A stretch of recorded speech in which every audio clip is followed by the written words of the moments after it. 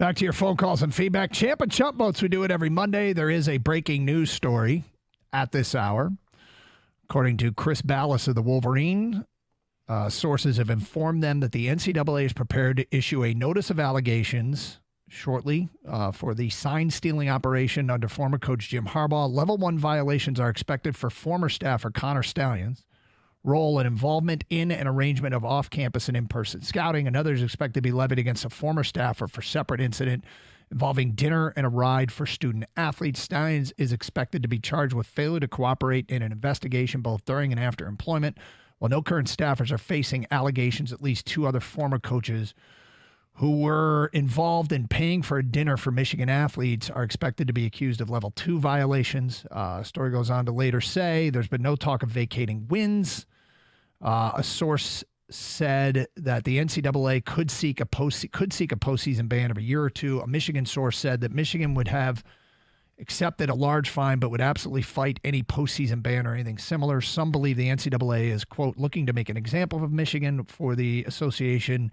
They believe that Michigan was thumbing its nose at them throughout the investigation. One source told the Wolverine, this again from their story, that Michigan's response probably wouldn't go before the NCAA Committee on Infractions before the middle of 2025, and it would likely take years to resolve. In other words, no U of M team in the near future is expected to be punished. Furthermore, one source said they strongly believe the evidence doesn't support any such punishment.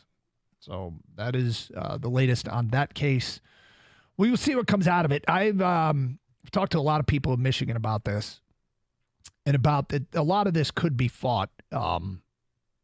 And there are some people that think maybe you don't. Maybe you just say fine, whatever, and move on from it.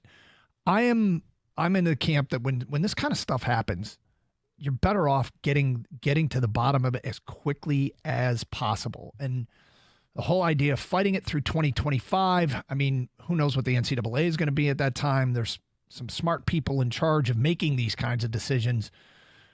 The risk of that is it can drag out and hang over your program for a long time. But then again, if you're looking at postseason bans, if that is indeed, and it said it could be the thing, then they might have to decide, make a very difficult decision. I mean, I agree with you that you'd want to get through this as quickly as you can. But this is, who knows how thick it is to get through. The Connor Stallion stuff is one of the crazier stories that we've had, with the, dressing up on the sidelines of a Central Michigan State game. And maybe this is where this is coming from. If they finally have some closure on that situation and admission or whatever, that they can go through with this. And you've got this, it's timing up with the Netflix special that's supposed to come out next month, right before the start of college football season, with the sign stealing stuff. So interested to see what evidence they actually have, and we'll see how vociferously Michigan decides to fight it. Yes, and that place has a lot of smart people in charge that can probably get to the bottom and figure out what the best route to take is. But my advice has always been the same: get through it as quickly as possible. Which means sometimes you have to take medicine, sometimes you don't, sometimes you have to do your own research to find out if it's even worth defending. But I think, like I said, I've talked to people at the top, and the idea that I trust some of the people there that are making decisions. I'll just say that.